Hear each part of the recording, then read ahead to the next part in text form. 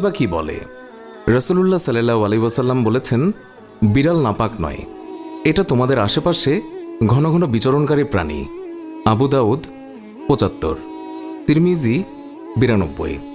আল্লাহর রাসূলের প্রিয় সাহাবী আব্দুর রহমান রাদিয়াল্লাহু তাআলা আনহু তিনি জামার ভিতরে পোষা বিড়াল নিয়ে ঘোরাফেরা করতেন।